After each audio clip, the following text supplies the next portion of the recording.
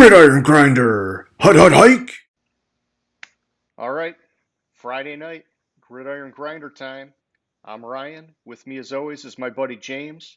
We're just a couple of dudes hanging out, sipping on some whiskey, and talking about what's going on in the NFL each week. Tonight's episode 29 for us. We're going to be providing a recap of last week's divisional round matchups, as well as our game picks for the upcoming conference championships. With all that being said, how's it going tonight, James? It's going good. How's it going with you?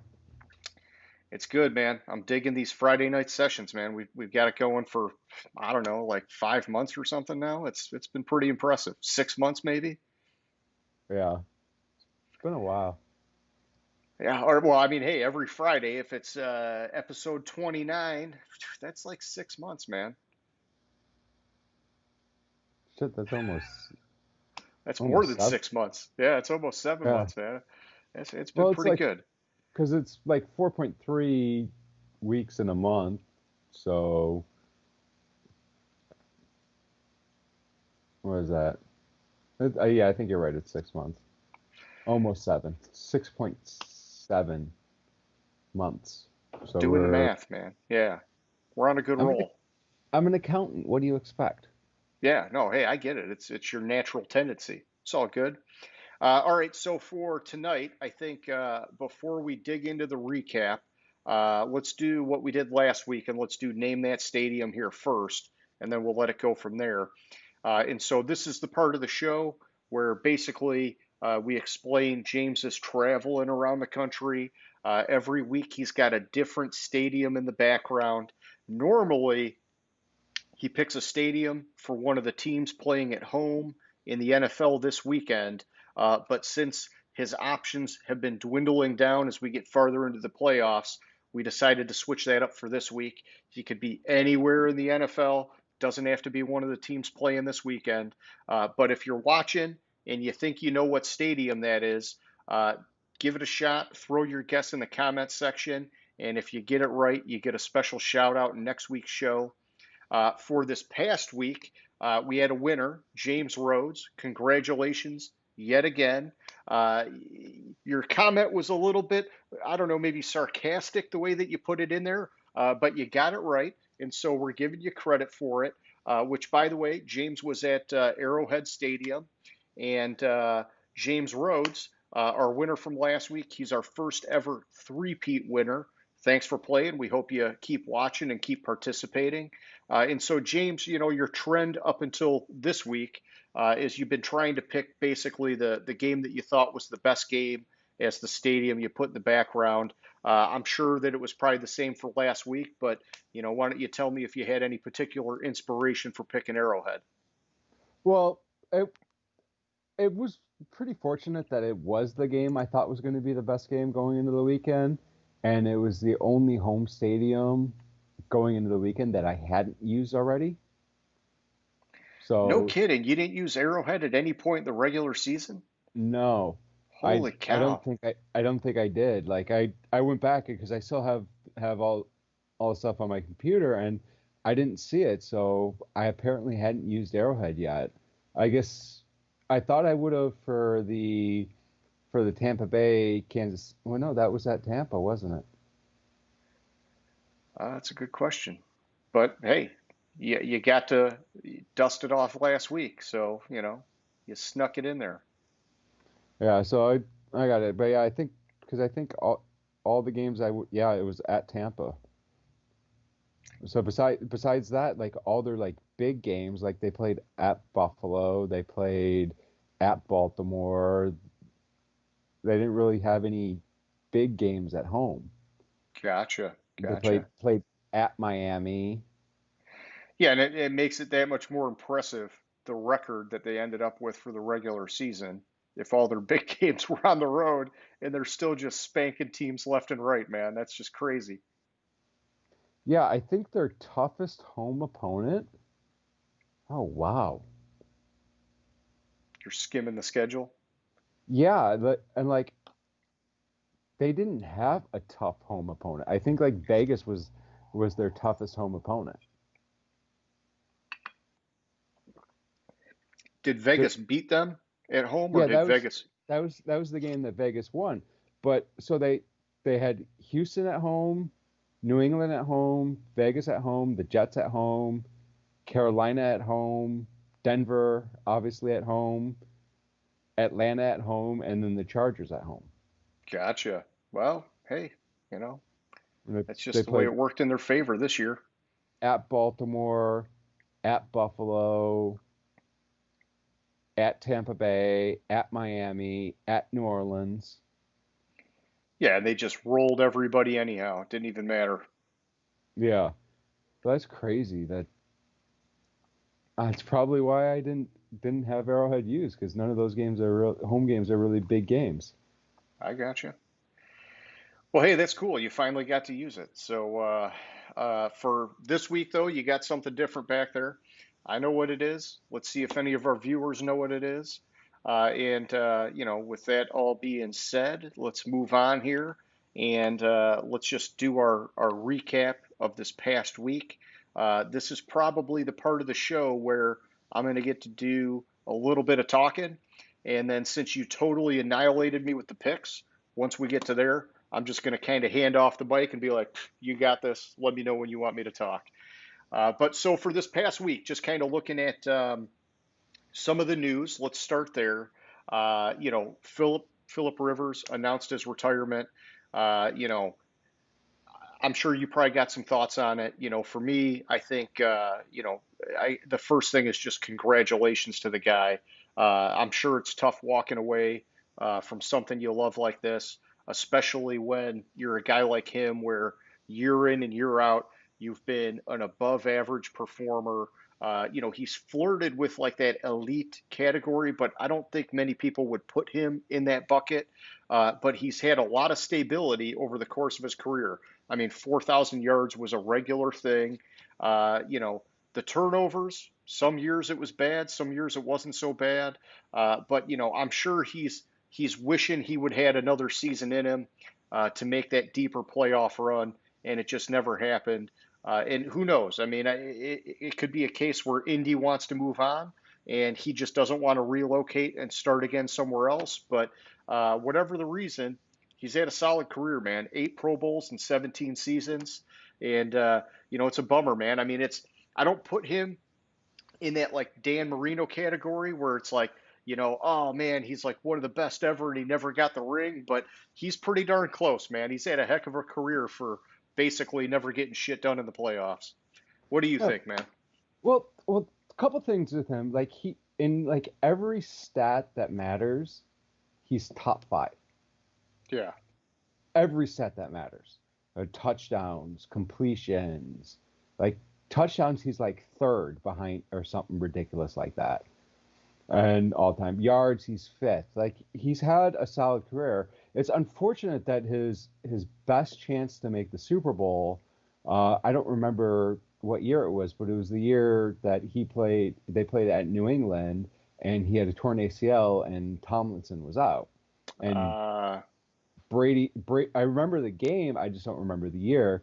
And Brady had like a terrible game, but he just couldn't get to it because he was immobile. He had a torn ACL. yep. He was drop back a couple steps and throw it. He had couldn't float around the pocket or anything. And like I think it was good that he was able to kind of salvage his last season because the 2019 season he didn't really have. That was probably one of his worst seasons in Oh, yeah. LA. Ton of turnovers. Yeah. So he was able to go to Indy and kind of reclaim and go out at least with a decent season.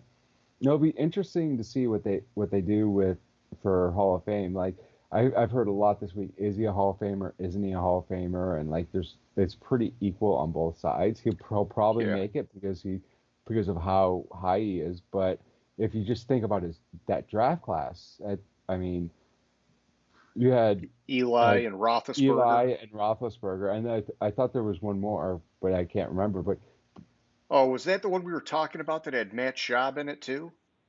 yeah, I think that was it.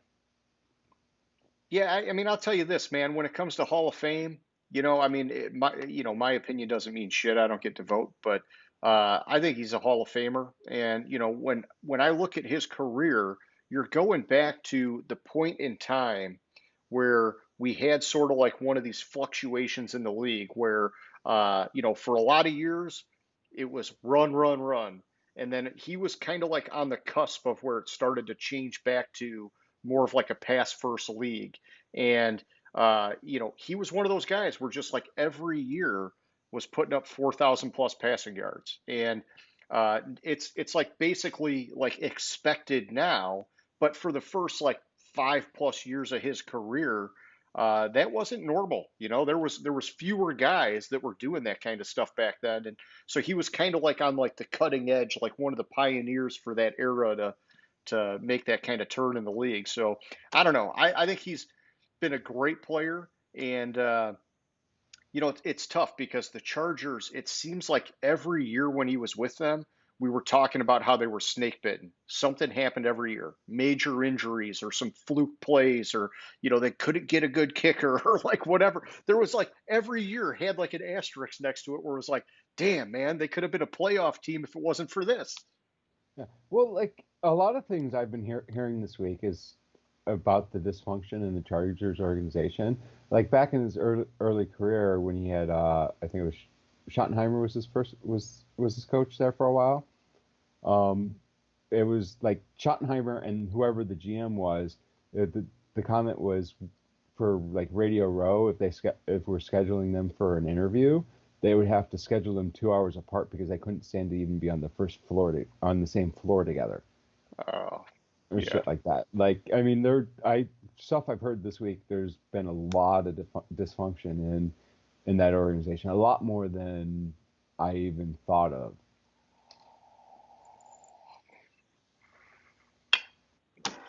I got you. Well, hey, he's hanging them up. It was a good run. Let's see what he does next. I've not really heard a lot about what his plans are. Some guys, they want to get into commentating, or they want to get into a front office job, or some guys want to get into coaching. I've really not heard much about him, and so maybe he just wants to lay low for a while and do his thing, and maybe he pops back up on the radar down the road. Well, actually, he has a job as a high school coach at some private school in Alabama. Oh, He had no that shit. lined up going into the season. He already Ah, had that gig. So well, and that's cool. apparently his thing he's dreamed about all during like his life is coaching like high school football. So that's That's like the thing awesome, he man. wants to do most. So I mean, good for him. Plus, he has like 700 kids, so he can coach them at the school. Oh yeah, yeah, yeah. The daddy coach one day. Yeah, I got you. Yeah. Well, hey, talking about the Chargers, just conveniently, my next thing here was, looking at them hiring Rams defensive coordinator Brandon Staley to be their head coach, and I wanted to hear what you thought about that because the league in recent years clearly has a trend where they're going towards these young, up and coming hot coach prospects. And, I don't know, man. Like to me, maybe I'm just a little bit old school, but, I want a guy with experience. I want a guy that's kind of proven that he can develop and do some things. And so I'm just kind of hesitant with some of these flashy hires. But in the same sense, looking at Staley, he came in and I think a lot of people, myself included, were nervous about what was going to happen with that defense. They had a ton of talent, but nobody really knew a lot about this guy, and they had a really solid year. And so, I think like with some of these younger coaches, maybe the players relate to them a little bit better. Who knows? But he's going to be going to the Chargers, and it's a really good team for him to land on. Obviously, they got like a franchise quarterback, which is like a rarity that those jobs open up. But what do you think about this guy, man? Well, a couple things that struck me odd about the hire was he's a defensive coach, and they have Herbert, so they're going to need to come in with a plan for as an offensive coordinator.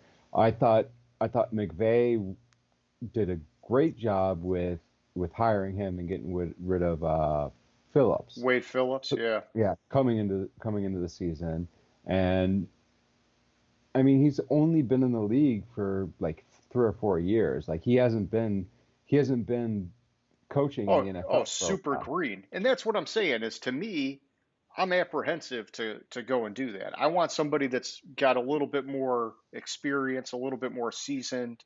But man, it just seems like we're hearing this every year. These teams going after these young, super green coaches and just rolling the dice. And sometimes it works. Like with McVay, he was like the youngest head coach of all time or something like that, or like darn Yeah, near close. I don't remember what it was, but sometimes it works, you know? yeah. One thing, as I was saying, like he's a defensive coach, and his only coaching experience is defense or special teams. Just pulling up his Wikipedia page. He played college football as a quarterback. Well, that's good. So he definitely understands both sides of it, and he Yeah, has to. You know, if you're a defensive coordinator, you got to know a thing or two about offense because you're going up against him every week. But no, it helps that he can speak that language, having been a quarterback. But I agree with you. It's going to be important that he gets the right offensive coordinator. And I think for them, you know, when they brought him on, they must have been thinking, hey, we got a ton of pieces on offense. We got our quarterback in Herbert. We got Eckler. You know, maybe Hunter Henry sticks around. I think he's going to be a free agent this year. But, you know, they got Keenan Allen. They got Mike Williams. They've got a ton of weapons. And so maybe they just thought, let's get a defensive minded head coach. If he can build that side of the ball, we got a really solid team going for us. I like the logic. Let's just see how it plays out. yeah. I mean, with all these coaching hires, it's a crapshoot. Like you don't know what you're gonna get. Everyone coming in thought McDaniels was the next best thing, and then he went to Denver and he sucked. Yeah. Patricia with the fucking Lions. I mean, you have all these examples of coaches that are good coordinators, but can't be a head coach worth a damn. Yeah, it's hard to take that next step, get to that next level. Yeah. So I mean, because as a head coach, you have so much more on your plate. You have to deal with the clock management stuff, and you have to deal. You're more of a CEO and directing players. Not many coaches call their plays. Like I think there's like 3 or 4 in the NFL right now, head coaches that call one side of the ball or the other. Most of them leave it to the defensive coordinator. Oh, on Or, the defensive side, yeah, but I think there's a lot of or guys off. calling the offense. No, no, it's like McVay, Shanahan, Sean Payton. Shanahan, Payton, I guess I'd and have to look at the list, but I mean, I got to believe Gruden's calling the plays for the Raiders. I Maybe not. Maybe he's not. yeah, I You know, from what like I hear, Nagy. Well, Nagy was calling him, but then kind of gave it up as as people yeah, were calling for his job. I don't know. I mean, hey, it's either way, it's important to have a good team. And I agree with what you're saying is that the head coach needs to be the leader of the team. And you got to be able to delegate so that you can focus on managing the game, firing people up when they need to be fired up, kind of like adjusting them when they get out of line and keeping things under control because, we've seen it in the NFL, man. I mean, you get that adrenaline pumping, shit starts to hit the fan, and it can spiral out of control. Or you can like harness that and use that as energy to maybe get back in a game or to put a person out of a game. And it just, yeah, you definitely, like that was the problem with Patricia, in my opinion, was that he was very one dimensional. We saw him in his time in New England. All he ever did was scream and yell on the sidelines. And then he came to Detroit and he brought that kind of negativity with him. And you didn't see him screaming and yelling as much, but you never saw him trying to motivate and lift anybody up. He was like super fucking pessimistic. And the players just did not get behind him as a head coach because of that. And not just because of that, but that's a huge factor, man. You got to be a little bit more savvy. You got to have a couple more tricks up your sleeve, and and that's all I'm saying is with these young coaches, I think it's hard to tell do they have that magic or not because you just haven't seen enough of them yet. yeah. Well, another thing I heard, and it was a good point, is with all these people that come from the Belichick tree, is they go somewhere else and they try to be Bill. Yeah, And players can tell right away that that's not really you, and you just have to be yourself. Take the mentality, but don't try to completely replicate who Belichick is and all the stuff Belichick does, because you'll lose the players real quick if they think you're being fake. yeah, that's true.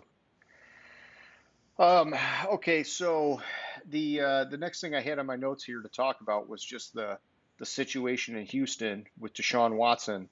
And you brought up the idea a couple weeks ago, about Miami maybe making a move to go and get this guy because they've got all the fucking draft capital in the world to make it happen, and Tua to boot if they wanted to throw him in the mix. Which, you know, the more I've thought about that, the more I've gotten excited about that idea.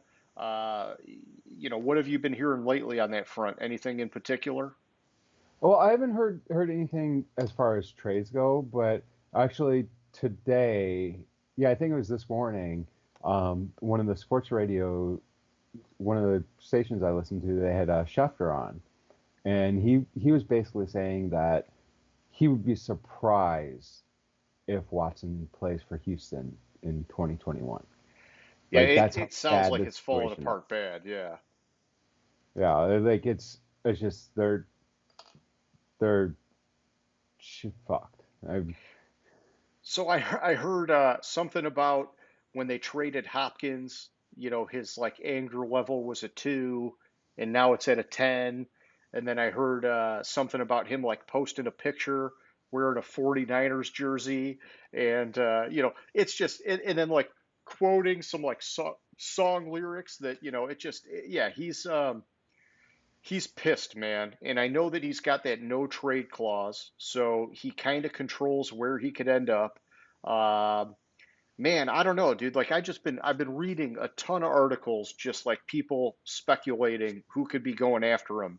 And I heard the Jets are in the mix, Carolina's in the mix. I think Miami is the obvious front runner just because of all of the draft picks that they could bundle up to go and get the guy.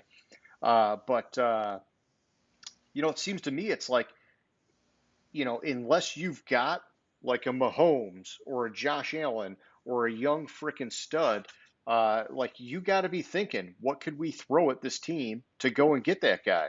Because he's like a very rare generational kind of quarterback that, if you're not set, like the Lions, it's like, hey, what's the future with Stafford? Nobody really knows. Could you come up with some kind of crazy ass combination to go out and get Deshaun Watson? Maybe not, but you should at least be thinking about it. And like I heard somebody throw out the Bears name this week, and I thought, fuck, man, that'd be sweet if the Bears got him, except that it would suck for us as Lions fans. But it's like, you put him on a team that already has a fucking solid defense. And, that could be a reason for Allen Robinson to stick in town. They got a young up and coming tight end and Cole Kmet. And, Montgomery as a running back, he showed a lot of progression this year, and they'll get Tariq Cohen back last year. It's like, or back next year. It's like, damn, man, it could be sweet. There's so many places he could land where it would be amazing. Miami's one of them. Chicago's one of them. I mean, fucking, I've heard people talk about the Patriots. I mean, geez, it's just like, you're talking so many great endings if it happens that way. But it's right now we're just in the dream mode. What could happen? Yeah. Basically, you're right. If it's like Buffalo, Green Bay, Kansas City, Baltimore, and I think there's one other one that I had on my list that when I was thinking about it yesterday or the day before. But basically, those four, maybe a fifth team in Yeah, there like the that, Chargers. Like you're not going to yeah. make a No, move like because you even got if you're the Herbert. Chargers, yeah, you have Herbert who looks like he could be a stud, but you have a chance to get Watson. I mean, you go out and get him. You're the Rams. You have Goff. You go out and get Oh, him. You for sure. If you're the Philadelphia. Rams, yeah, yeah, Like I mean, like all the teams besides like if you have like you said, Mahomes, Allen, Lamar, possibly even Baltimore could be interested in him because I yeah. think There's a they're lot of turmoil in Baltimore now. Yeah, yeah, and and like Green Bay because you know Aaron Rodgers is at the Rodgers end, man. is Yeah. so that. But that's it. Like there's what 26 teams, 25 teams in the NFL that you at least gotta kick the tires on it to see what it would take. Oh, for sure. For sure. Yeah. And I think, you know, it sucks that Houston mishandled it the way that they did. But if they play their cards right, there can be a happy ending for them and for Watson where he ends up somewhere else and they get a buttload of picks and they basically say, we're starting over. Trade Watt, do whatever, just blow the whole thing up. You got a whole new coach GM thing going on this year, anyhow. This is the time if you're going to blow it up, just go all the way, man. Yeah, and that's what it boils down to is I guess coming into the off season or whatever when they fired Bill O'Brien, they Cal McNair gave them all sorts of promises. Yeah. Well, listen, and we'll work with you when we finding a head coach or finding a GM. They hired a GM without talking to him, even though he had people that he suggested, and it wasn't like some random person that he knew. It was like legitimate candidates that they didn't even interview. He's good friends with Mahomes, and so he's talking about The Bieniemy, enemy. and Yep. and they hadn't even interviewed him, and that was like the 2 to 10 was the fact that like they had the shot to interview him and they didn't.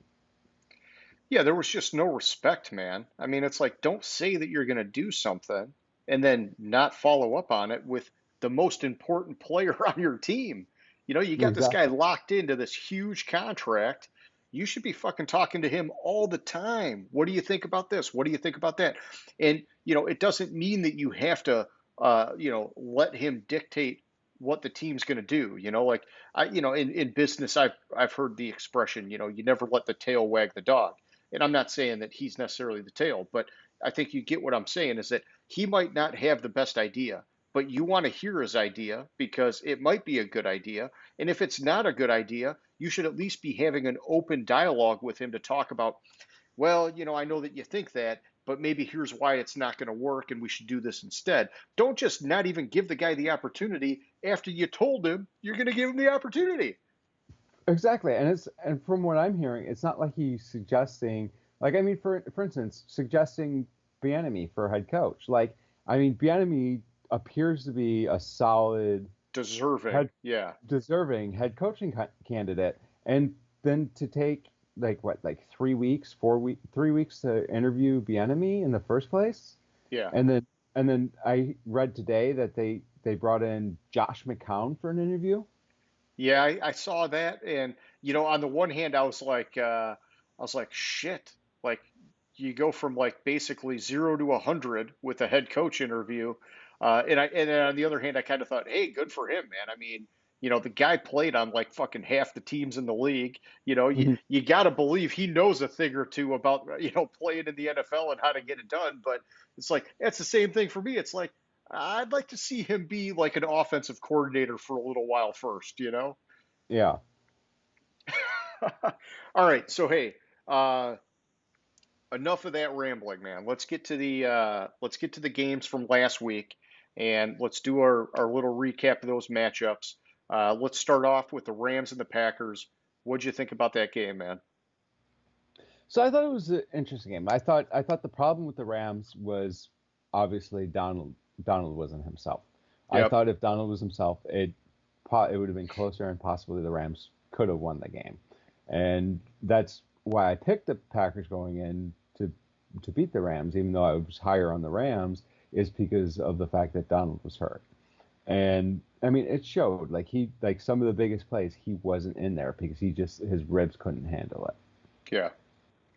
Yeah, and it was tough. I mean, I saw he was teared up after the game, and when you're just freaking dominant all year, and then the games where it matters the most, you're not 100%, man, it's going to tear you apart. And it sucks that that's the way it went out. And that defense was like looking lights out, like in the playoffs up until that point, like going to the end of the season into the playoffs. And yeah, it was a bummer because you knew that their offense wasn't firing on all cylinders with Goff and the thumb injury. And then You had issues with Cooper Kupp. I don't know, did he even play in that game? I'm drawing a blank here all of a sudden. I Yeah, knew I'm sort of he was a risk. I don't think he played. I think he was out that game. And so it's just tough. You needed the defense the most in that game, and you didn't have your top guy on the defense like at 100%. And so that it's a bummer, man. And then I looked at it from the other side, looking at the Packers, and they had a solid game, and that was good. They've had a tendency this year, in my opinion, from what I've seen, to let teams back in the second half of games. And they didn't do that here, which was a good sign for them going forward in the playoffs because it's like, hey, man, yeah, you can get away with some of that shit in the regular season. And maybe every now and then somebody bites you in the ass and they get the win because you didn't stay on your A game for all 4 quarters. But now that it's playoff time, you got to do that. And they did it here. Let's see if they can keep that going because that could be a huge factor for them for the rest of the run. yeah. All right, so moving on to the Ravens and the Bills, man. What'd you think about that game? I was a little bit disappointed in the Bills. Like their defense obviously they play better. They only allowed 3 points, but like it was the tale of like there was two different games. Like the first half Yeah. you had like huge defensive stops. You had what, just 2 field goals in the entire first half. And then the second half, like the Bills scored a couple touchdowns, and then Lamar got hurt. But I mean, even before Lamar got hurt or got the concussion, or whatever, he wasn't playing that well. I mean, he only had 162 yards and an interception in the Yeah, game when he got hurt. and he pick sixed it in the red zone when they would have at least had three. I mean, I guess I say that, but they missed a couple kicks in the first half, so maybe not. But that was a game-changing interception, that pick six. I mean, it was Yeah, like fuck. And it's tough because for me, my model actually had the weather working in Baltimore's favor, and it was the exact opposite. Their special teams, those missed field goals, and then those punts, man, that were just like, what the hell is going on? These are supposed to be two of the best guys in the game, and it just like totally just I don't know, caught them off guard or what, but it worked in Buffalo's favor, and I heard after the game the frustration surfacing about the players, including Hollywood Brown, and then I guess even Steve Smith, former player, basically saying that these guys got to figure out how to pass the ball, man. If they can't fucking pass the ball, it's just, you're not going to be able to beat a good team when you're one dimensional like that. And I tend to agree. We've seen Lamar, it's like the running game has set up his ability to pass in the past. And something about the way that this season ended, man, like they could not do shit through the air, man. And it definitely bit them in the ass here. yeah, and I mean, I thought in the when Taylor Huntley came in, I thought he actually looked pretty good throwing the ball, and I was concerned that the Ravens were going to come back and win the game with Huntley in there. With the backup, yeah. Yeah, like just watching it, like at first I was a little concerned about it, and then it kind of Well, subsided. and I think that adds though to your comment about even if you're Baltimore, maybe you got to think about this Deshaun Watson thing. And I mean, could you imagine that? Because if you're Houston, you're probably thinking, well, fuck yeah, if I'm going to lose Deshaun Watson, I'd love to have a guy like Lamar Jackson. But if you're Baltimore, you're just like, we just made out like bandits because Lamar's showing that the passing game's not always there. And that's a problem for this team. If they could get Watson, fuck, man, Baltimore, any team that gets Watson is going to be set for a long time. But, a team like Baltimore with that defense, it'd be crazy. Yeah, and the thing with it is my question is if you can win three two two three playoff games in the season the way Lamar Jackson excels. I don't know if it's possible. I don't either. That's what I'm saying. You got to have a little bit more. I mean, it's like this. It's like you're a quarterback, man. You got to be able to pass. You can't just run the ball. And Exactly. I think that last year his passing game was so good because people freaked out about how the hell do we stop this guy running the ball. And now this year there's enough where it's like, well, if we contain him and force him to run, he's not going to be able to pass for shit. And so it just, I don't know. We'll see. Maybe it was just a bad year. Next year he'll bounce back. Who knows? And I don't want to say it was a bad year. The dude ran for a fucking 1,000 yards. I mean, it's not like it was a bad year, uh, flat on its face. It's just that everybody was hoping for, I think, expecting more from him, and it just didn't happen this year. Yeah, exactly. And I think it's really hard coming off the season he had last year to have such a depth. But I mean, it's you were kind of right going into the season where you thought you were concerned that teams were going to catch up to him and figure him out, and they appeared to. And he's just got to change his game. He's got to be able to pass. Like, I mean, look at Josh Allen from last year to this year. Like last year, Josh Oh Allen yeah, wasn't accurate at all. This year, he's one of the most accurate quarterbacks in the league, and he's probably top two, top three seasons this year for quarterbacks. yeah, yeah, and yeah. I think if Lamar can even get 80% of the passing progression that Josh Allen had from last year to this year, I mean, he's like back on top, one of the best players in the game. And, and I think part of that too is that progression comes from not just the accuracy, but you got to be willing to put the ball in more places than just the middle of the field.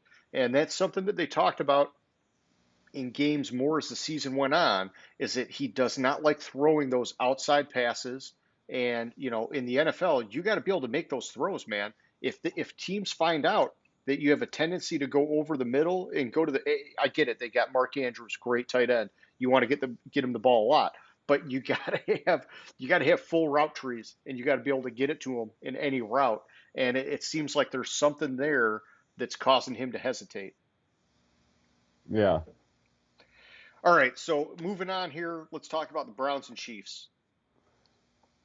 I thought the Chiefs were extremely lucky to get out of that game. I texted you when I think the reason why the Chiefs won is because the Browns weren't aggressive.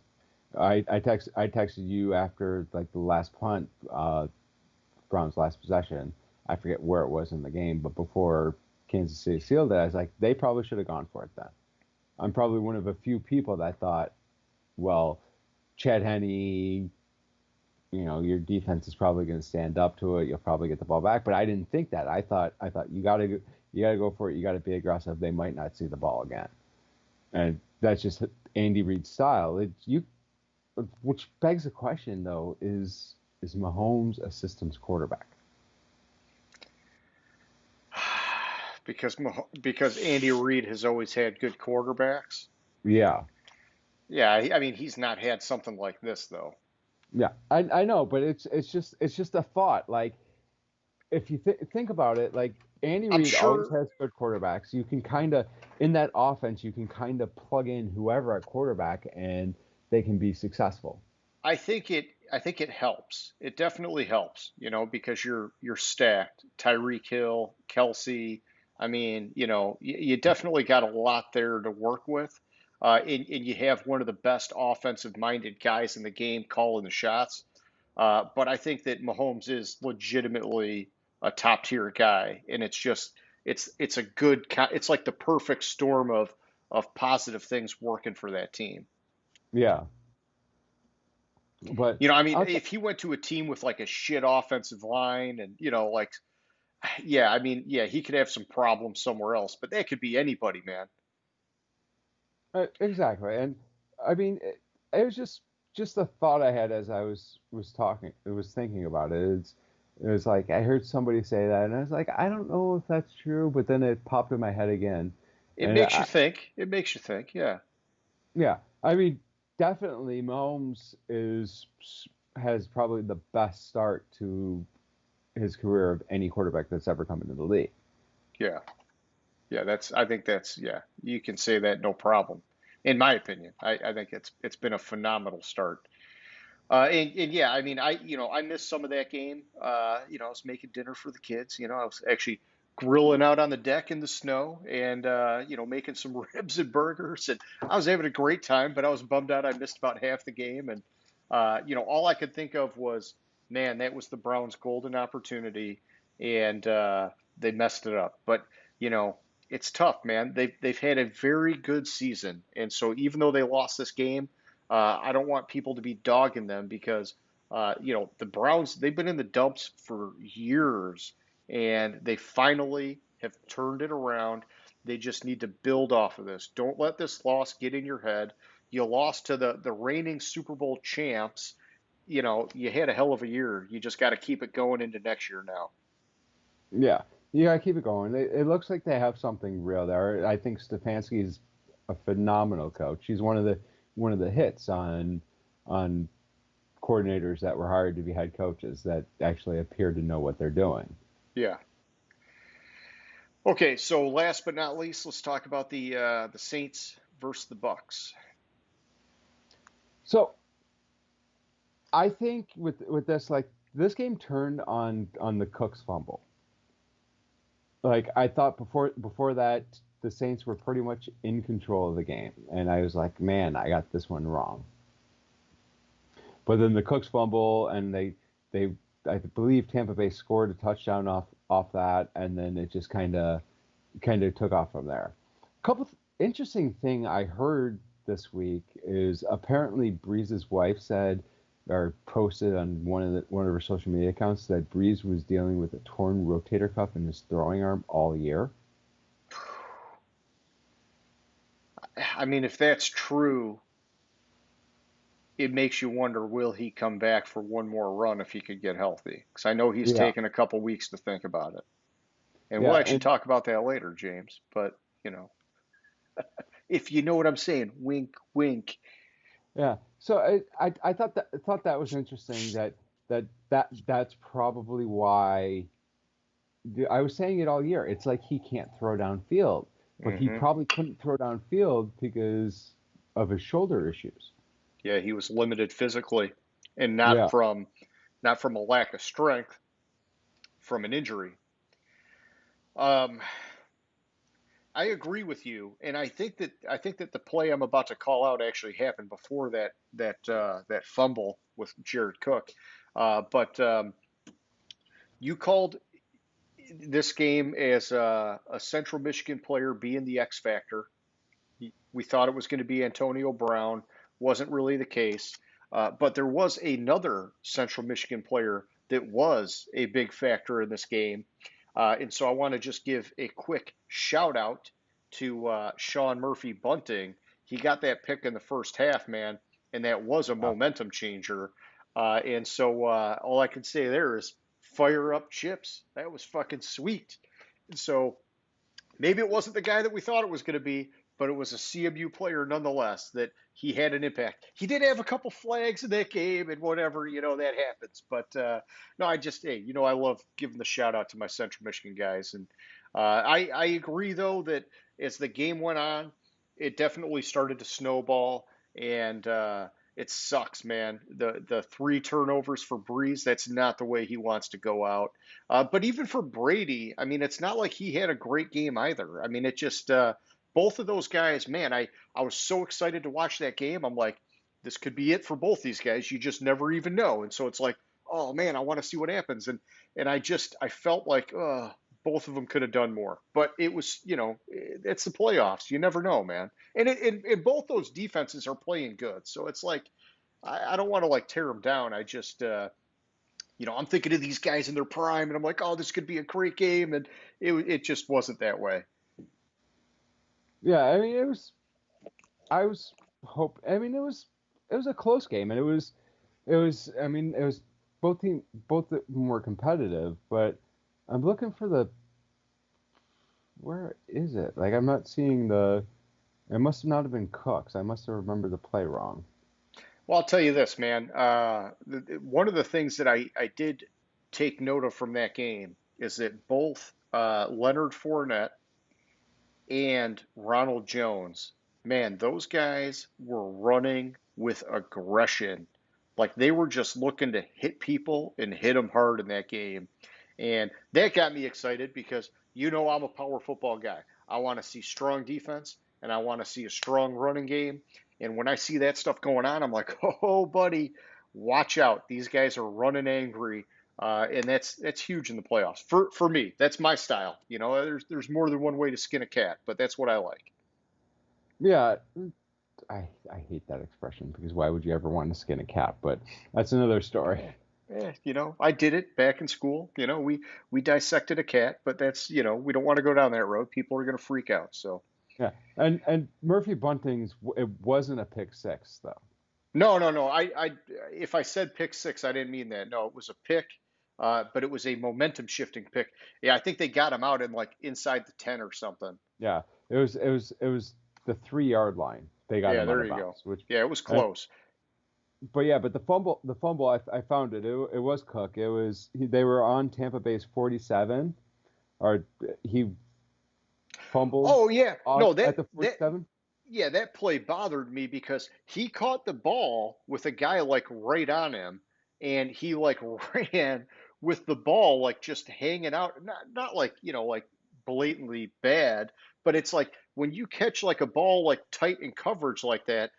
I don't know, like to me it just seems like he should have been protecting it. I think that he thought the way that he caught it, he was getting a step on the guy, and so he was free to run when really the guy was still like right on him and just freaking popped that thing out, man.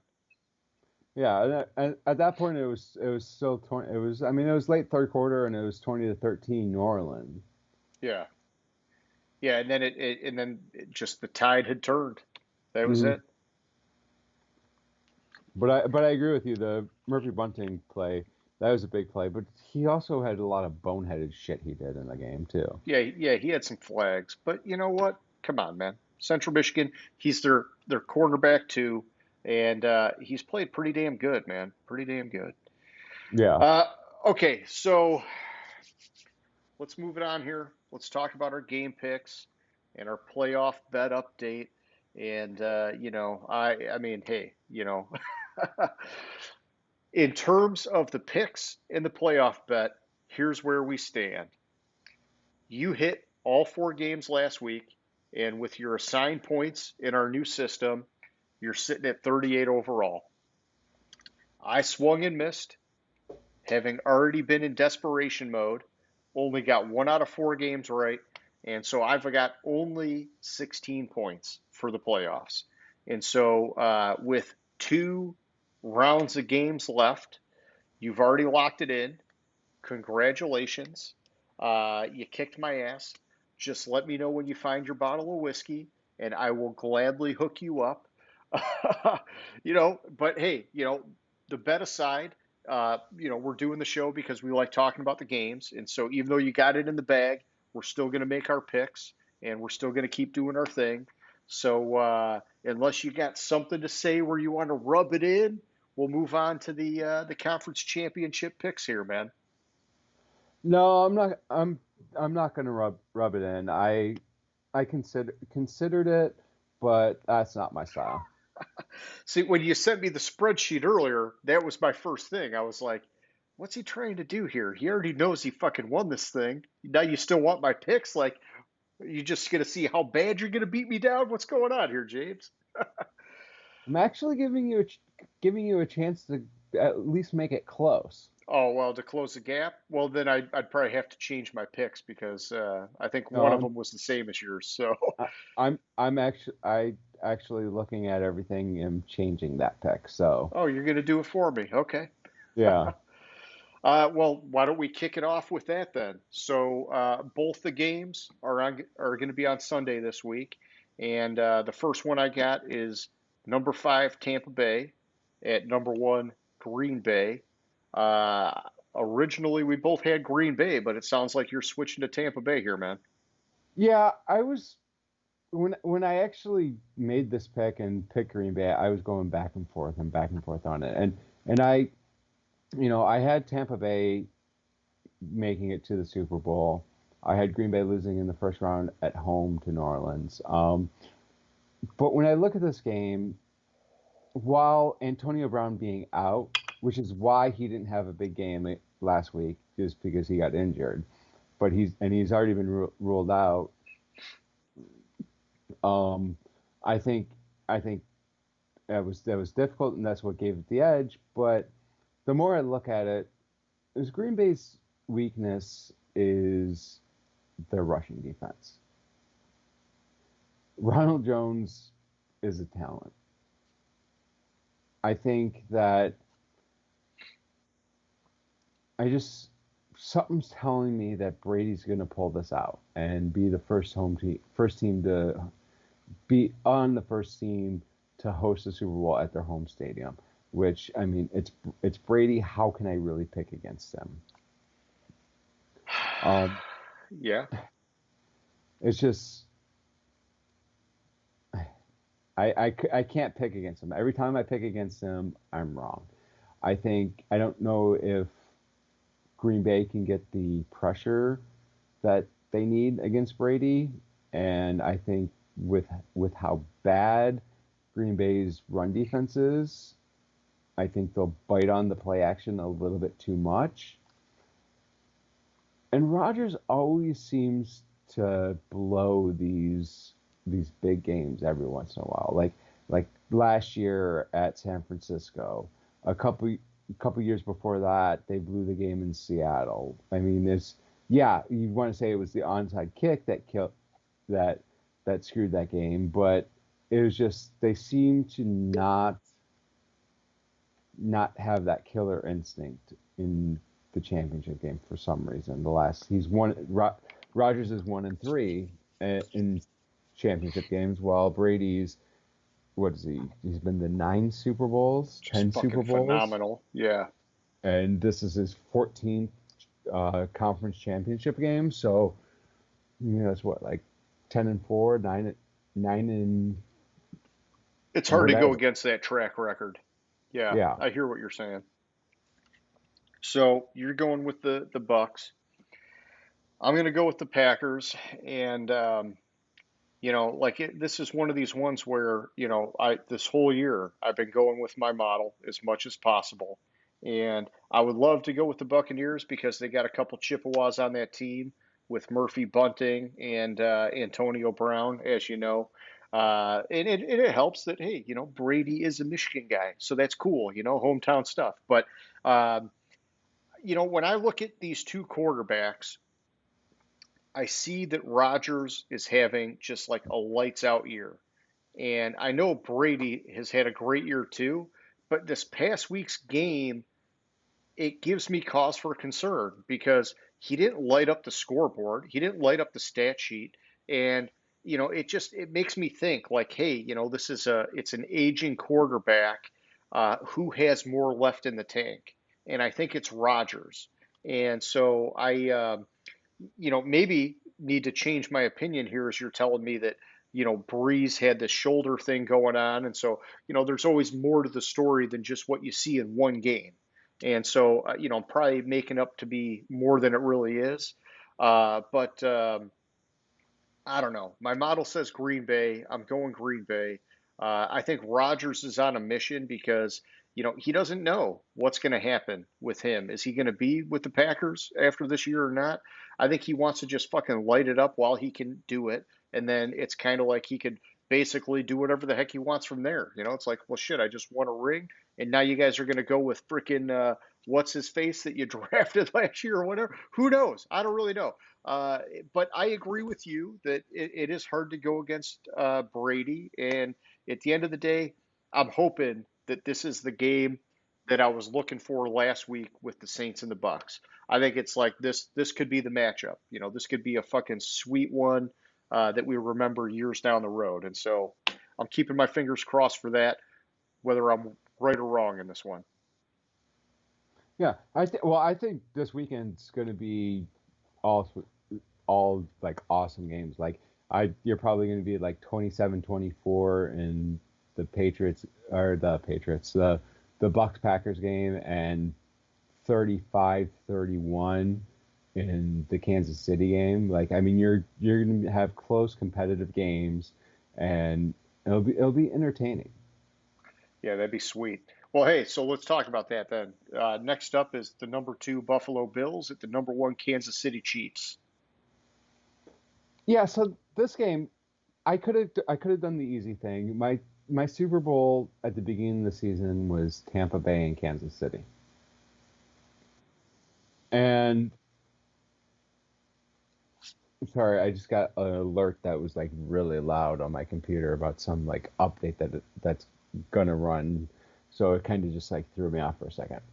I Okay. could have done the easy thing, gone with Kansas City because that's what I said last week. I still thought Kansas City was gonna win the Super Bowl going into the weekend last weekend. And I wasn't really concerned about Mahomes clearing concussion protocol. What concerned me was the turf toe situation with Mahomes. Oh, I didn't even hear about that. Yeah. So before That he was like the had, one, that was the play where he went into the tent earlier on. yeah, earlier on before he Yeah, left the yeah. game.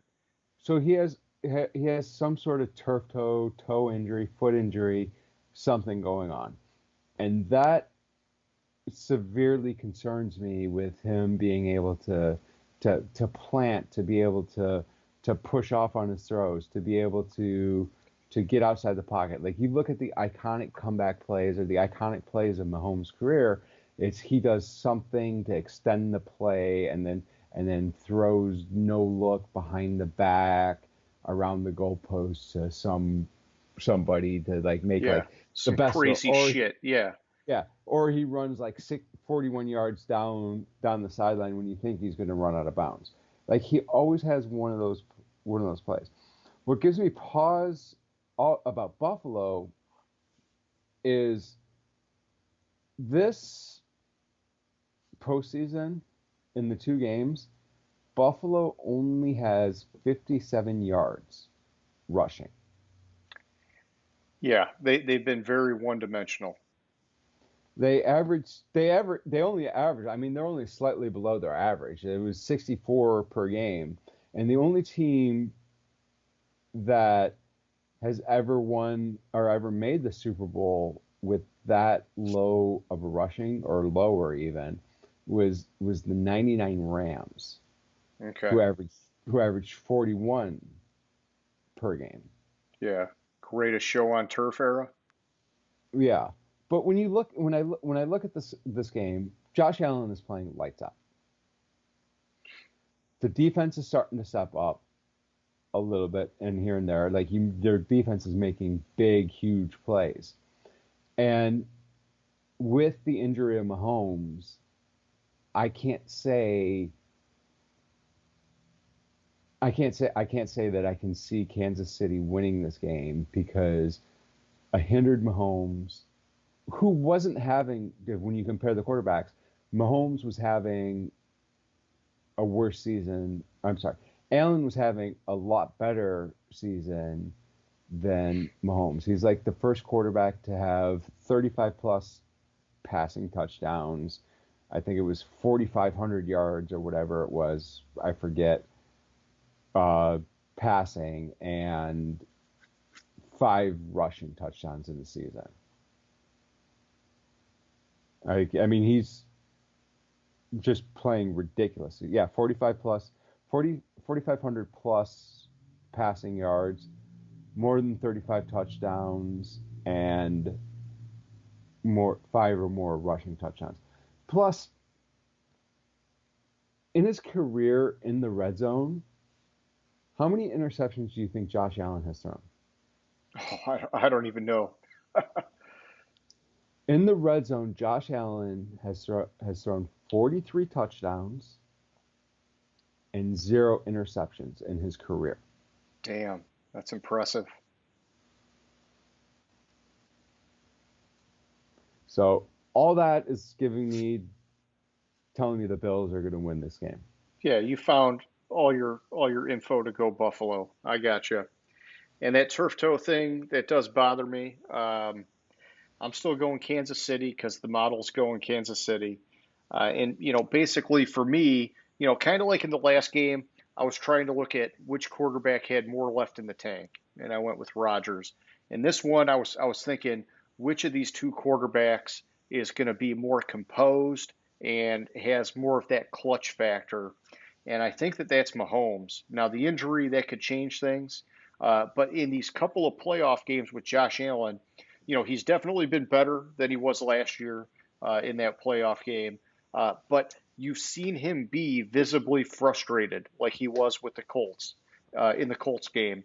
And then even up until that game last week where Lamar had that pick six, the Ravens, they were doing a pretty good job kind of slowing him down and keeping him, he didn't have that same visible frustration as he did in the Colts game, but he definitely didn't have like the kind of game that you saw him have all year where he was just lighting it up. And so, I don't know, maybe it's like the third time's a charm here, where now this is the game where he's really going to be more comfortable and let it rip. It absolutely could happen. That's kind of how the experience thing works with some guys.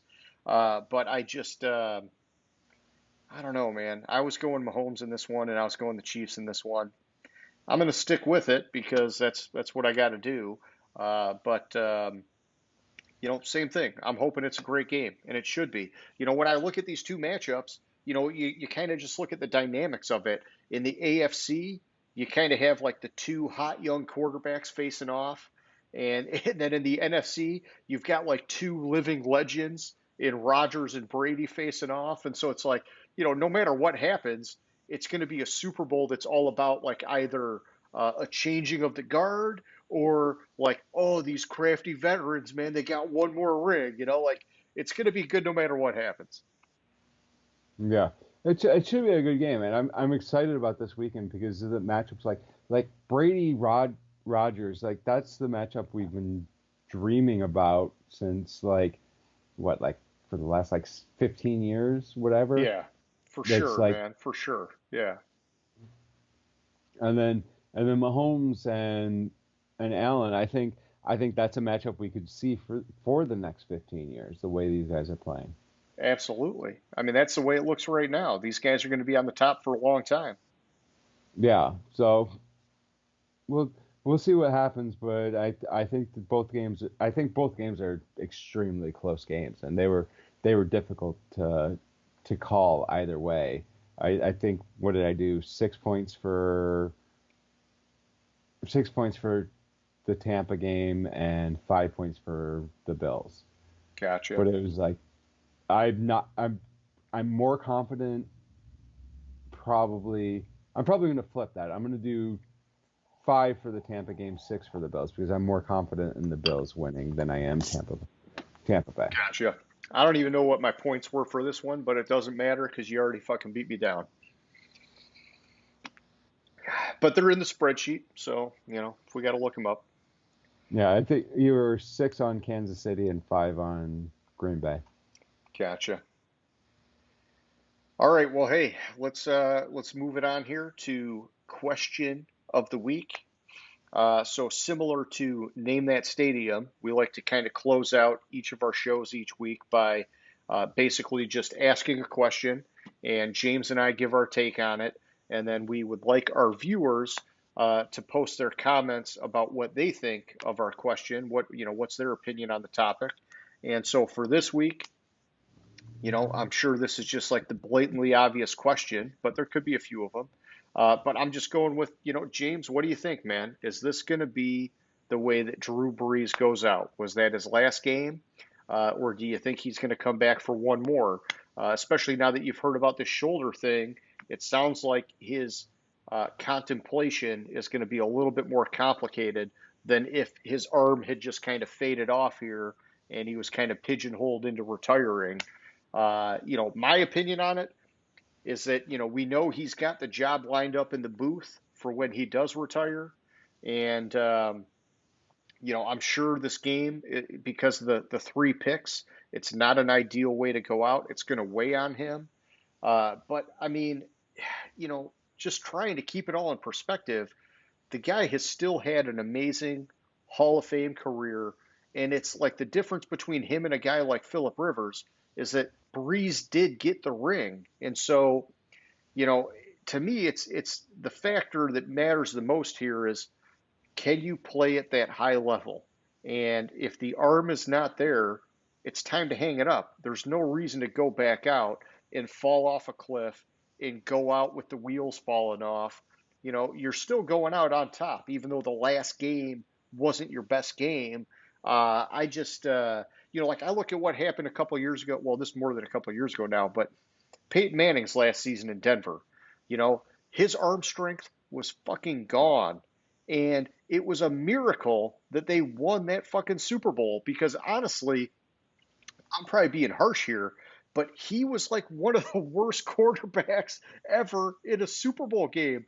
Like his throws were like lame duck passes. And I know he was like a super smart, savvy quarterback, still making good passes and whatever else. But that defense 100% won that Super Bowl for Peyton Manning. And I just don't see that kind of a thing happening for Breeze if he comes back. But maybe, like you're saying, maybe it's an injury thing. It's not an arm strength thing. Who knows? If he's got a little bit of zip on that pass, if he can heal that arm, maybe he's got one more in him. I don't know. I just think that for him, he's one of the greatest quarterbacks that's ever played this game. Uh, don't push it. Like come on, man. You accomplished everything you need to accomplish. I wouldn't even hesitate if I was him. I mean, he's had a great career. There's nothing wrong with hanging it up and moving on, man. But that's just my thought. What do you think? So a couple things. It apparently was worse than just a torn rotator cuff. Apparently, he has a torn fascia in his foot as well Okay. that he had all season. And the quote from his wife's Instagram post or whatever, it's like the fact that you played this entire year with a torn rotator cuff, torn fascia in your foot, then later 11 broken ribs, a collapsed lung, yet did not complain once, makes me think I should not have taken the epidural while giving birth to the kids. uh, Which I just thought that was funny to throw that in there. I think it's time for Brees to retire. Yeah, it's a terrible way to go out and everything, but think about this. Did you see the clips at the end of the game where Brady and Brees were talking on the field after Brady won, and Drew's kids were out there, and Brady was just throwing touchdowns to Drew's kids while they were talking. Like the kid would run out, Brady would throw him the ball, and then and stuff. I think outside of how the game ended and how the game went for them, I think there's so much more to life, and I mean, just because like all this is coming out of his injuries and stuff like that, you can kind of let that fade into, okay, that's why the season was so bad, but understand that you probably getting another year older, you're probably not going to have next year's probably not going to go much better. Yeah, it could be another litany of injuries, just different ones, or even the Yeah, same ones repeating. You never know. Yeah. exactly. And to for those that haven't had shoulder surgery, didn't have a torn rotator cuff. I had a torn labrum, but shoulder surgery, from what I hear and what I've experienced, is the most painful surgery you can have. And for like, granted, with Breeze, he'll have all these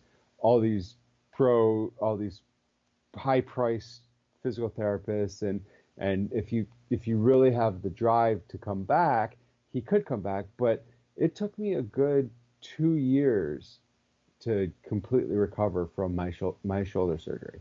I in fact had to have a second shoulder surgery to clean up scar tissue from the first shoulder surgery. Yeah. And I mean, it's rough and it's very painful. You can't lay down right. You like for the first like 3 months, I had to sleep in a recliner because I Yeah. couldn't lay flat on my back, and it's a bad surgery to have, and you really have to have that drive and that desire to come back and do it. And I think once you're starting to think about retirement is when you should retire. And he has the job lined up with NBC, and he should just go do it because he signed that, which means retirement's starting to creep into his head, and that's a good way to get injured further or injured worse in the NFL. Gotcha. Well, that's some deep thought there, James. All right. Well, hey, so for anybody who's still watching, you heard our opinion on it. We'd love to hear yours. Hit us up with some comments. Let us know what you think. You know, I guess aside from that, James, I did have just, one closing thought here, which was actually I had a couple of them. One of them was, the Lions, we locked in, Campbell is our head coach here. And to me, it seemed weird that they signed him to a longer deal than Holmes got as the GM. And apparently he's going to be reporting directly to the owner and Rod Wood instead of the GM. And that's not like totally unheard of. It's just it seems like from everything I know it's more uncommon. And I don't know. What do you think of that, man? Does that seem weird to you, or are See, they just saying, hey, we need a GM to focus on this and a coach to focus on this, and let's not put them in bed together, or what? I I hadn't heard that, so I hadn't really formed a thought on that. I thought it was a little bit strange but good that they gave him a 6-year contract because it's going to be a commitment. Like you're going to have it's probably what 23 where 2023, 2024 maybe where they're going to have their first shot. Like they have to break this down and you have to give him the time to prove what he can do. And that might be why it's a longer contract than the GM because you're not really going to be able to see what he can do as a coach for 2-3 years. Yeah, no, I'm good with that. I mean, we talked about it, I don't know, a month or however long ago that with the way some of these contracts were signed, even if the Lions wanted to gut the roster, it could be tanking the 2022 cap. And so, yeah, I agree that if you're a head coach signing for this team, you have the leverage. And so, him getting the 6-year deal, I think that all that makes sense. To me, it was weird that he's not tied to the hip with the GM. It seems like with these moves happening at the same time, you would have wanted the GM to help pick the guy and have him report to him. And but I guess they're just zigging when everybody else is zagging, saying, nope. Hey, Mr. GM, you focus on this, you work on that, and you, Mr. Coach, you work on this, and you guys both report to me, and I'll decide your fate basically if you're doing good or not. So it just, I don't know. Hey, I think in theory it sounds good. Let's just see if the Lions can make it happen, man. And one of the things I like his press conference. Yeah, Oh, for some people out there, it's it was intense. it was a little bit too professional wrestling and too MMA.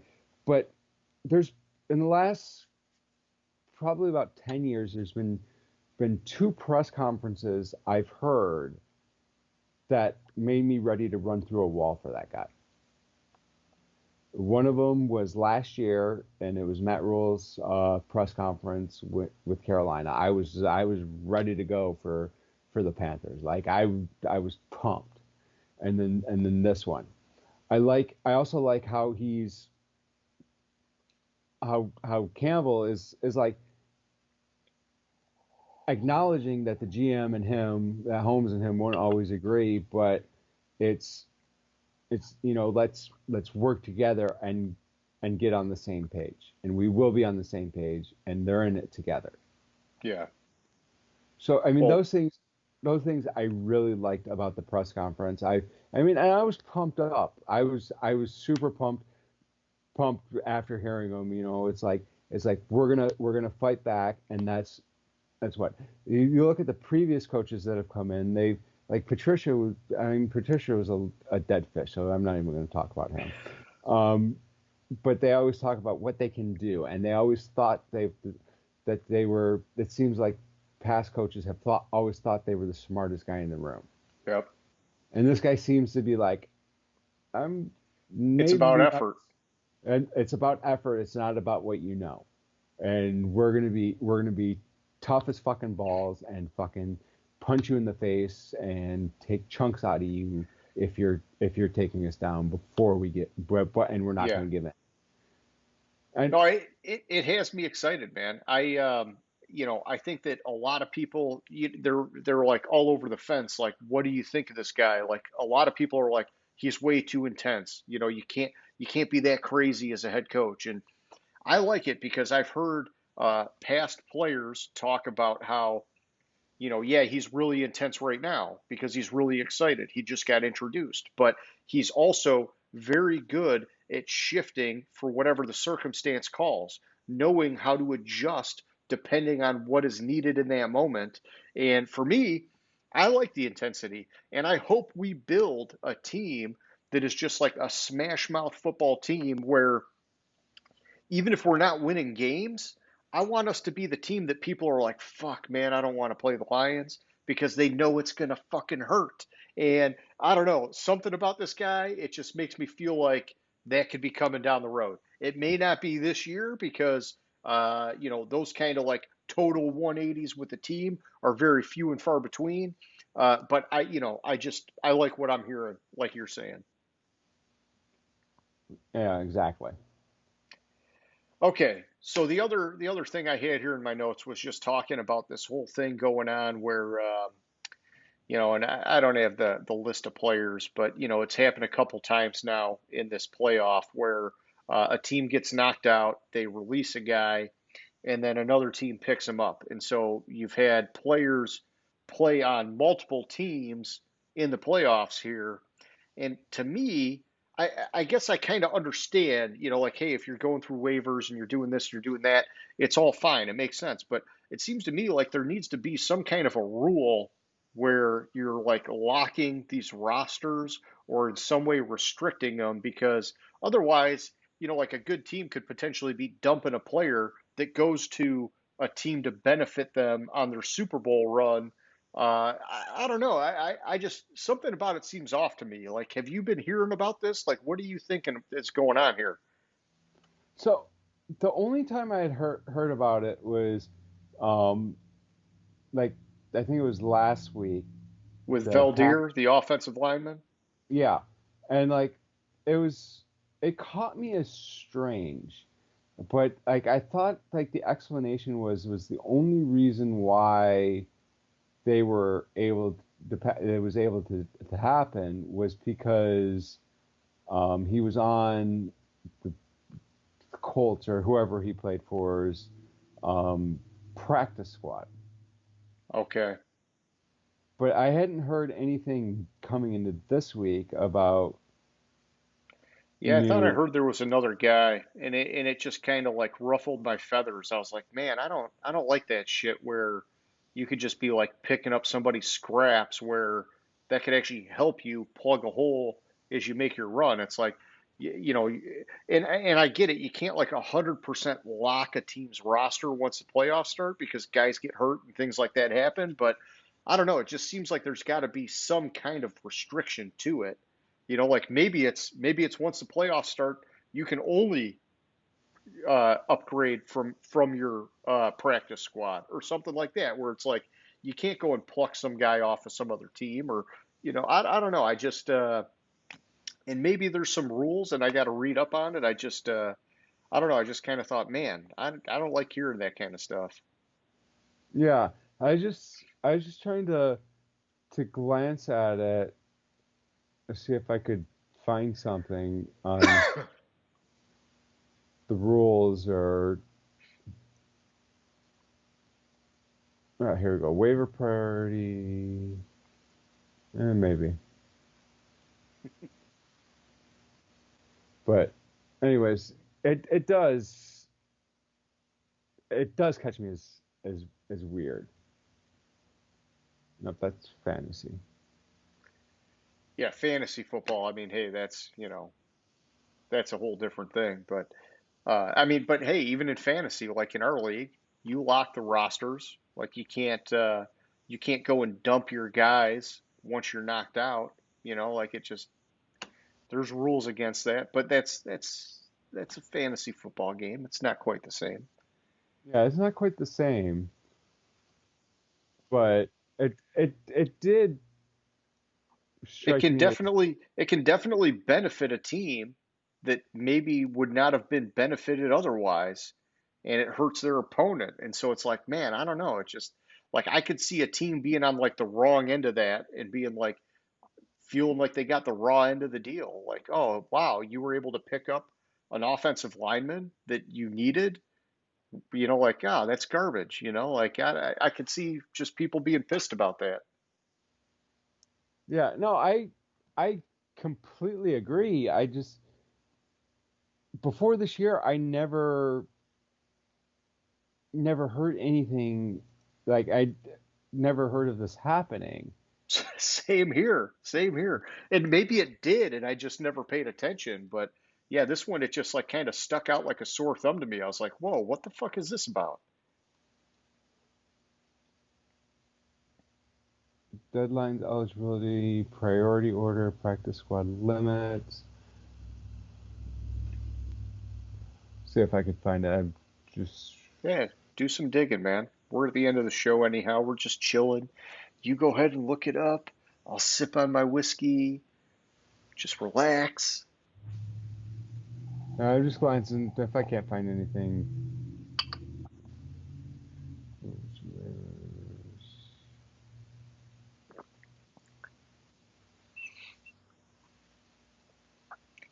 Ah, hey, forget it, man. So apparently waivers only. This is weird.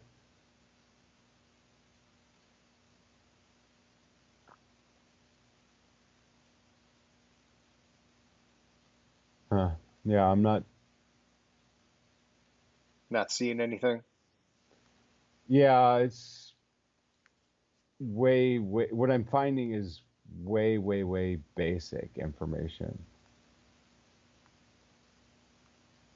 So Yeah, fuck it. yeah. Anyways, I did Yeah, have, I did have two final closing thoughts on it. let's hear them. But three actually. So first, did you see that Patricia's going back to New England? Oh, I did. Yeah. Hey, go run back to daddy, ride those coattails.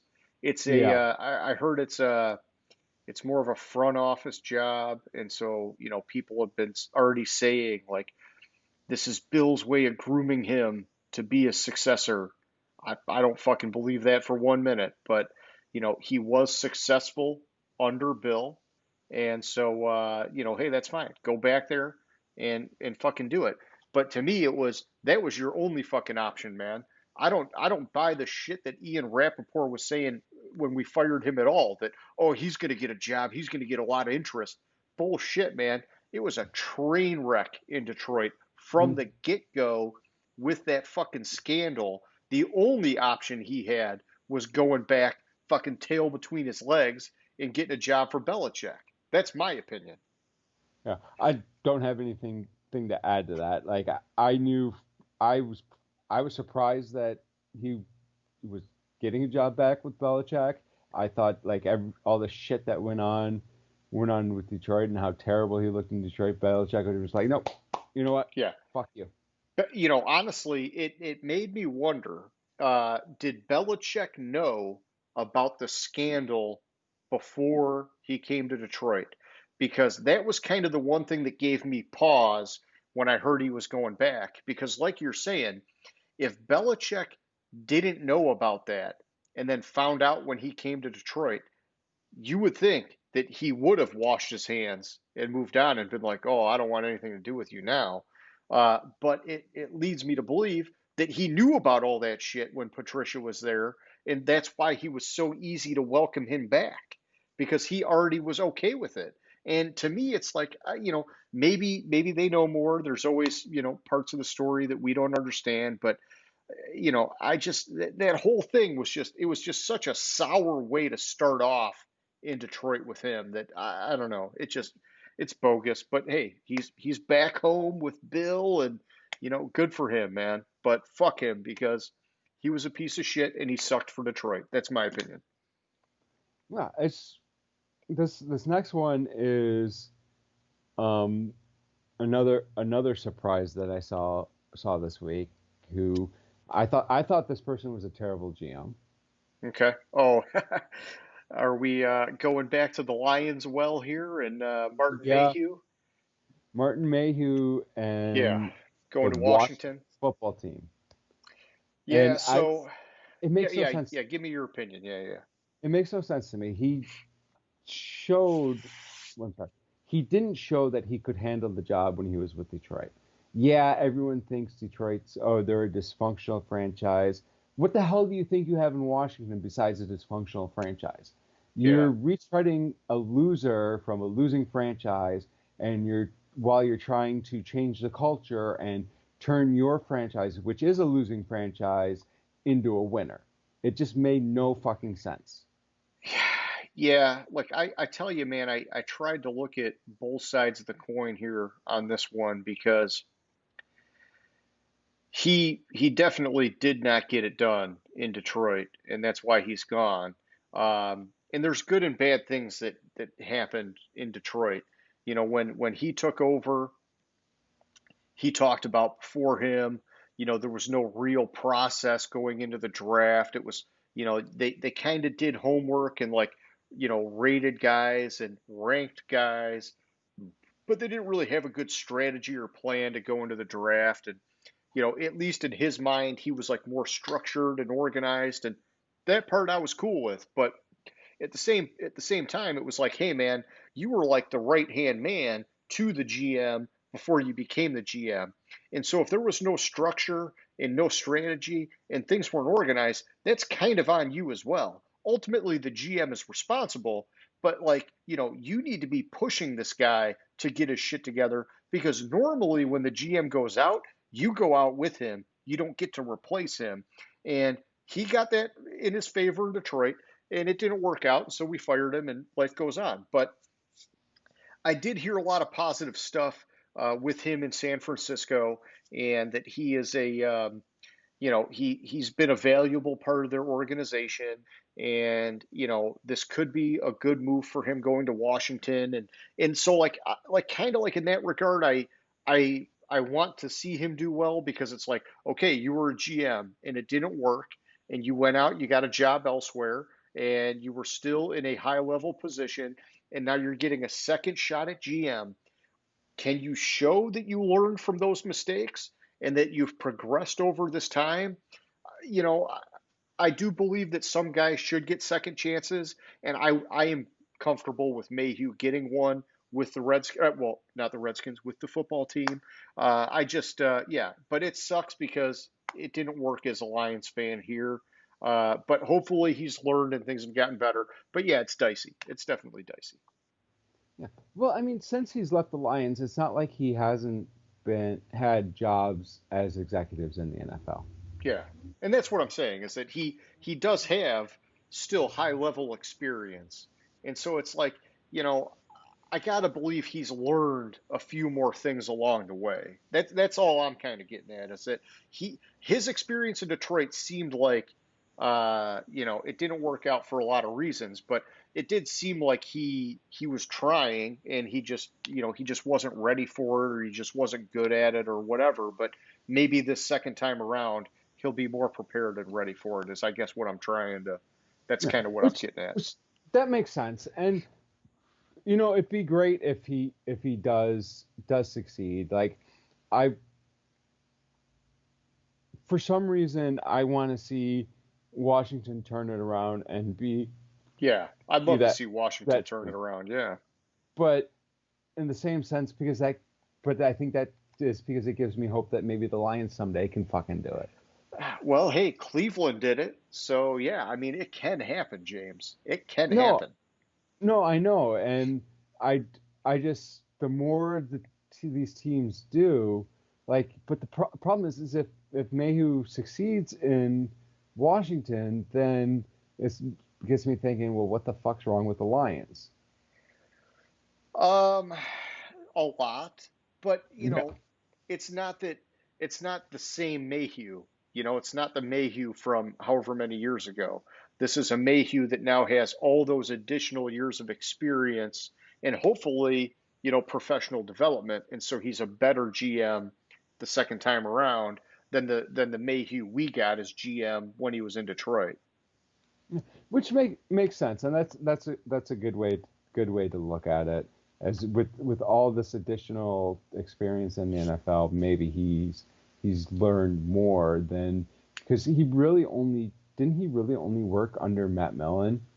Yeah. Like, I mean, and that should tell you something. Yeah, and that's my thing is that when he took over, he basically threw Millen under the bus, and that was like one of the first flags that I saw with him was that, hey, I get it, people want to know what happened under Millen, and so he was probably forced to kind of throw him under the bus. But at the same time, it's a professional courtesy that you don't just dog a guy like that and basically say, "Oh yeah, we were running blind. We had no plan. We had no strategy." Like, no, you're like his right-hand man. Like, if there's no strategy, some of that falls onto you as well. That's kind of all I'm getting at. But James, like some of this is like the same reason why I was excited when the Lions interviewed Dimitrov from Atlanta, because I was like, hey man, these guys can learn things, and that experience, if it, like if they get fired, sometimes that's a wake up call where it's like, shit, maybe I should have done these things. And then the second time around, they get a little better because of that. And so, I do, but it's all case by case, man. Everybody's different. You got to look at their story, their experience, their skills. Everybody's a different kind of case, man. That's all it is. No, totally. I saw that article, and I thought of you because we've been Yeah, ragging on the Lions for a we while, and bash them. Yeah, we bash talked them a about lot. Yeah. like all the mistakes they made in hiring GMs, like promoting from within with Mayhew, or doing whatever other shit they did. It was just something that kind of piqued my interest, that I figured you would have opinions on. Yeah, normally I hate all the past Lions guys, but for some reason, I kind of hope it works out well for Mayhew. I just it's like he was at a period of time where like that whole franchise was just fucked anyhow. So, and he probably wasn't ready to be a GM. I mean, we talk about like these head coaches. A lot of these guys, they get them in while they're so green and so fresh, and it's like, is that guy really ready? Like, oh man, I don't know. Like, I think you could have made that argument with Mayhew a little bit. If he was behind a guy that never had any strategy or any process, well, maybe he wasn't ready because he didn't learn from somebody that could have taught him some of those good, tangible things to have him step up and be that guy. Yeah, it makes sense. The All last right. little one I have, and it's just annoys the living, it just annoys the fuck out of me. Apparently, Sheila Hemp Ford wants to repair the relationship with Calvin Johnson. And you know how you fucking repair that relationship? Give Trade him him. his million, give him his goddamn $1 million back. Yeah, I Do mean, that. it's probably too late to trade him. I don't think he's coming back to play. Um, I don't know, dude. I don't know if you go there, to be honest. I mean, it just seems like to me, there's been enough time that's gone by where I've not heard a lot about it, where it's kind of just like, hey, just let it die on the vine and go away. I mean, um, he like the latest I heard is that he was involved in like some cannabis startup company or whatever, and that's cool, whatever. But I don't know. It's like, hey, for me, if I was the Lions, yeah, maybe you make him sweat it out for a year and then you fucking trade him. And so you get something in return for the guy if he's not going to play and be a valuable member of your organization. That ship has obviously sailed at this point. And so I don't know why you got to go back and open up that door. I don't know. I mean, Well, I can tell you why that door was opened up recently. Um, this is his first year eligible for the Hall of Fame. Oh, and so you want like some good press that, oh, hey, our Yeah, guy got and in and, yeah, we made he amends and, we can he's bring him back to home games and pump up the crowd. Yeah, but does he yeah. really want to do that? Well, I saw a little bit um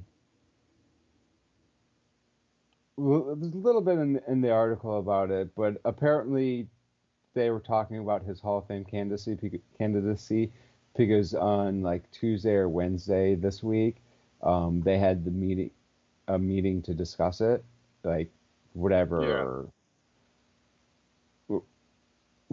Tuesday. They the meeting to discuss his candidacy was Tuesday, and so that's why it came up, and that's but it's simple. You shouldn't have gone after him for a fucking $1 million when you're a multi-million or billion worth multi-millions to billions of dollars as a franchise. It was a principle thing though, James. It wasn't about the money. He fucking retired. Let him have his It, money. yeah, but there was a lot of rumors that behind the scenes he was pushing for a trade, and it was if you don't trade me, I'm gonna retire. And the team was digging in their heels, saying like, we need you, and so if you're not gonna play here, you're not gonna play at all. And how much of that is true? I don't really know. That's just kind of like the stories that I always heard.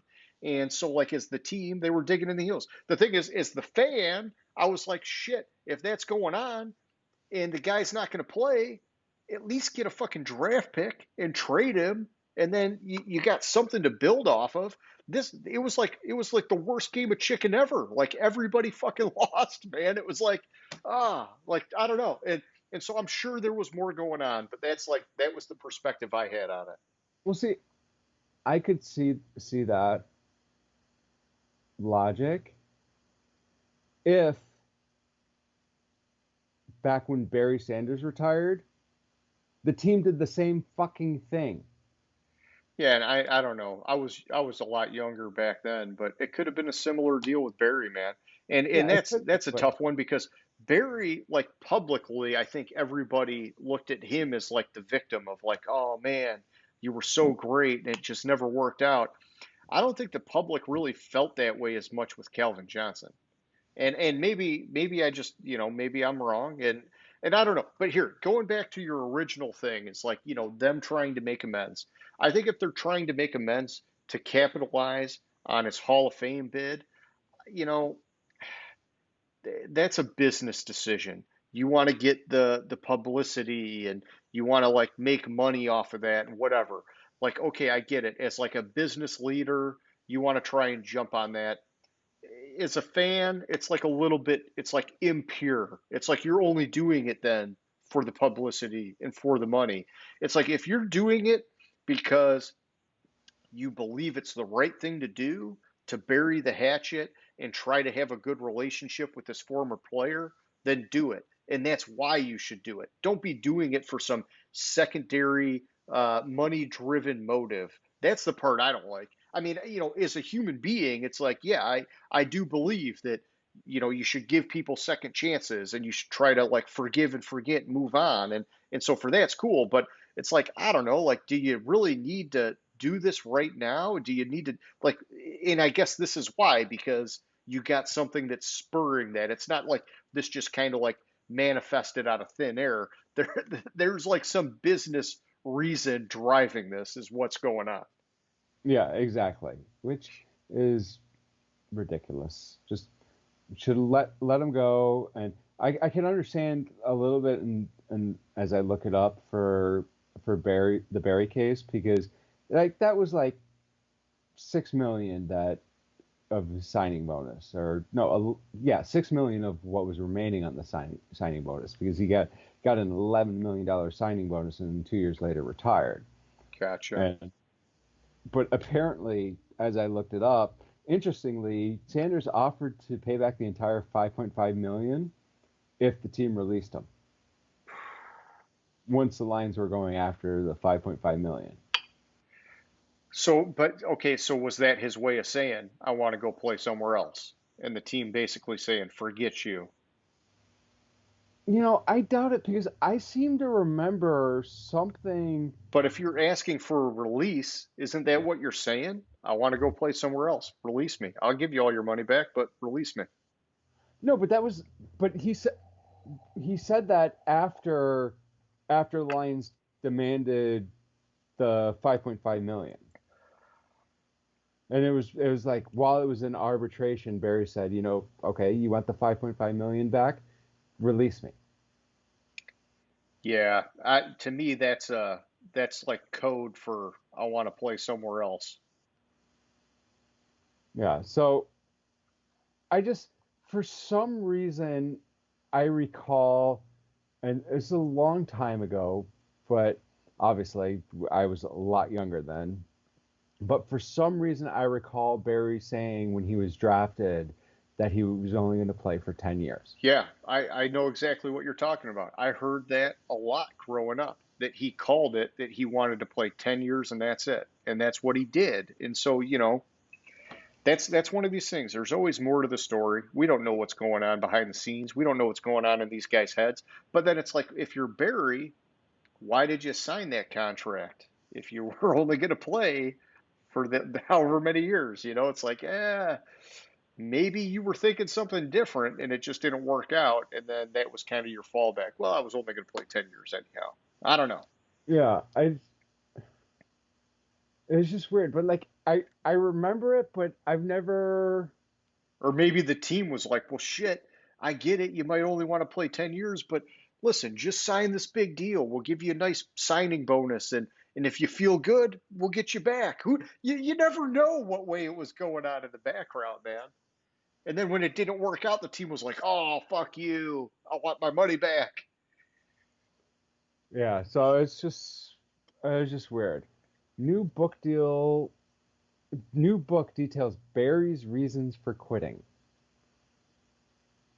Blah blah blah. It's just interesting.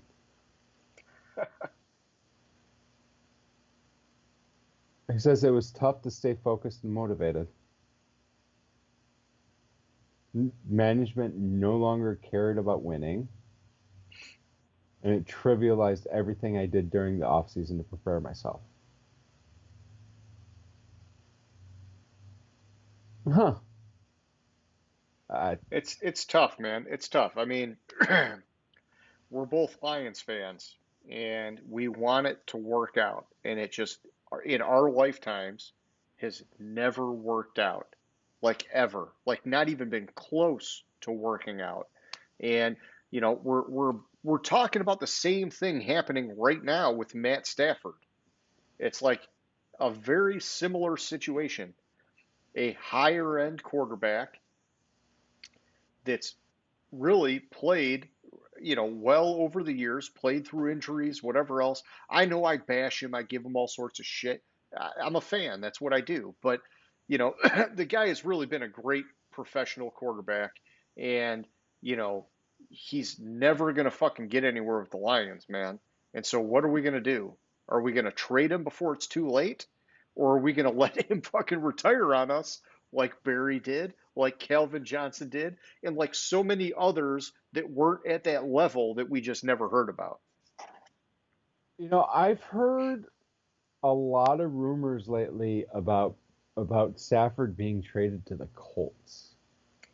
I mean, they're obviously looking for a quarterback with Rivers being retired.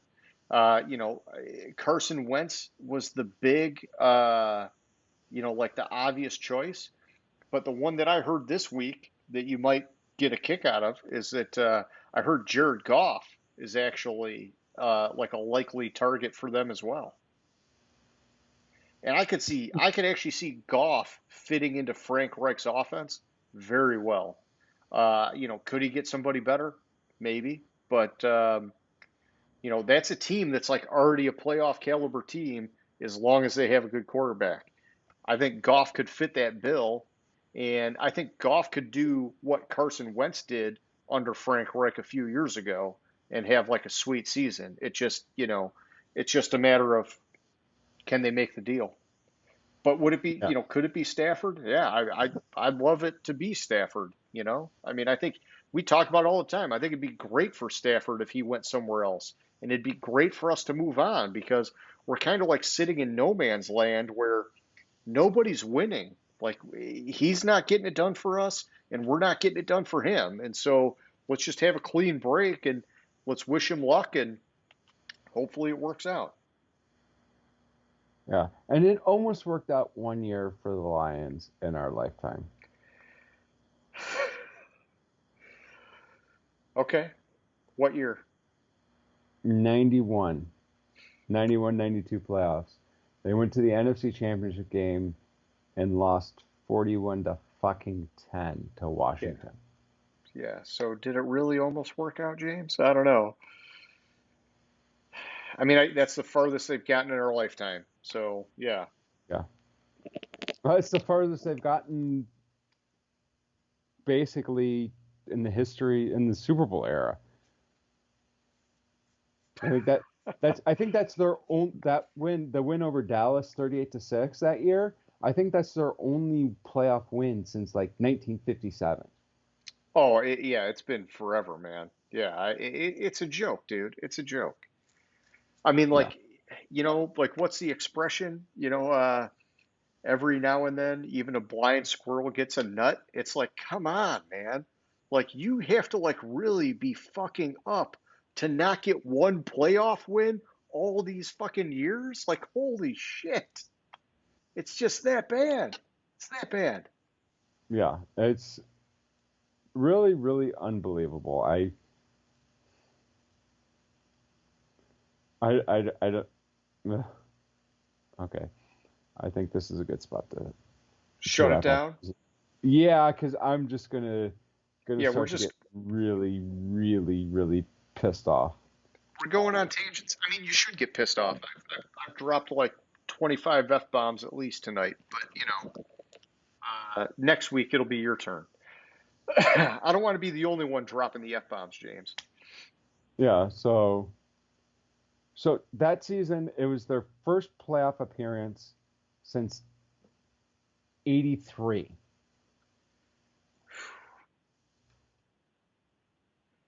Yeah, you go 8 years without even making the playoffs.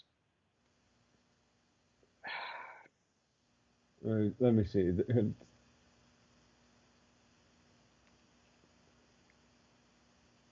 Um,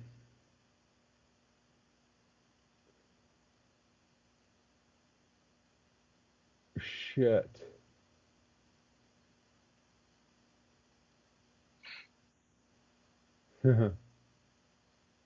Shit.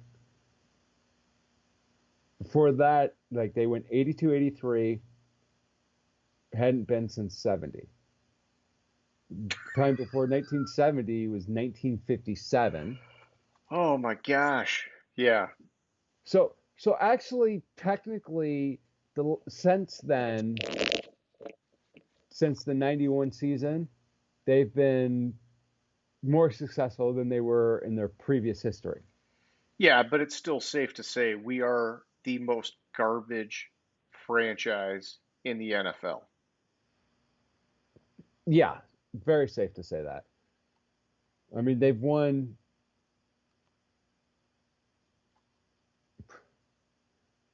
post Super during the Super Bowl era. They've won three fucking division championships. It's so sad. It's so sad. Not even one every 10 years. Yeah. Uh, well, 83, 91, 93. But interestingly, the division championship before that was 35. So, So I mean, we've gotten better, is what you're saying, from where we yes. were? Well, because like in the 50s, they were the best they were. They won Yeah. Yeah. the NFL championship 52, 53, Yeah. 57, and 1935. They won conference championships in 52, 53, 54, 57, but then have been shit since. Yep. And they've been dog shit. Yeah. Well, on that note, anybody who's still watching, hit us up, name that stadium, and answer our question of the week. We appreciate all of our viewers, all like 6 of you guys. And hey, listen, if you like us, give us a thumbs up, give us some comments, hit the subscribe button, give us some support. We appreciate it. We're going to keep doing this every Friday because we're having fun, even though we kind of just like ramble along and you hear me drop a bunch of F bombs and we're talking all sorts of shit about teams and players and whatever else. It's a good time. So, James, it was fun. I will catch up with you in a little bit, man. All right, sounds good. Gridiron Grinder. Hut hut hike.